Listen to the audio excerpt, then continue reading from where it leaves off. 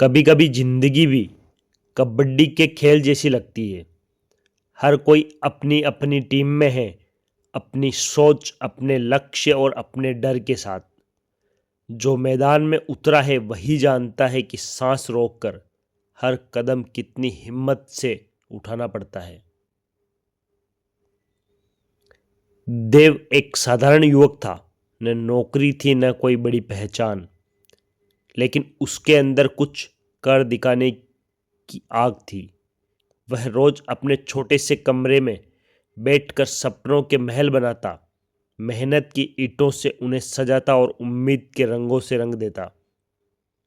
मगर जब उसने सच में कुछ बड़ा करने की ठानी तो जिंदगी के मैदान में उतरा। और जैसे ही उसने सफलता की लाइन टच की, लोगों ने उसके पैर खींचने शुरू कर दिए। कोई बोला, अरे तू नहीं कर पाएगा। कोई बोला, इतना बड़ा सोचने से कुछ नहीं होता, जमीन पर रह। देव मुस्कुराता रहा, क्योंकि उसे पता था कबड्डी के खेल में पीछे खींचे जाने का मतलब यही होता है कि आप आगे बढ़ रहे हैं। दिन रात की मेहनत रंग लाई।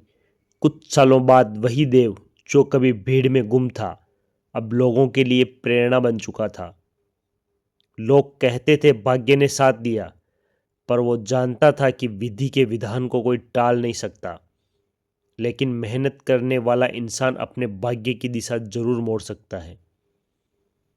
एक बार एक समारोह में जब किसी ने देव से पूछा, आपकी सफलता का रहस्य क्या है?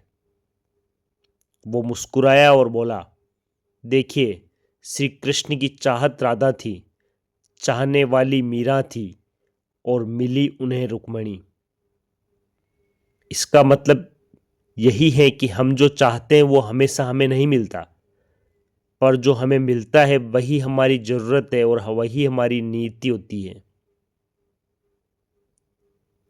वही हमारी जरूरत और हमारी नीति होती है।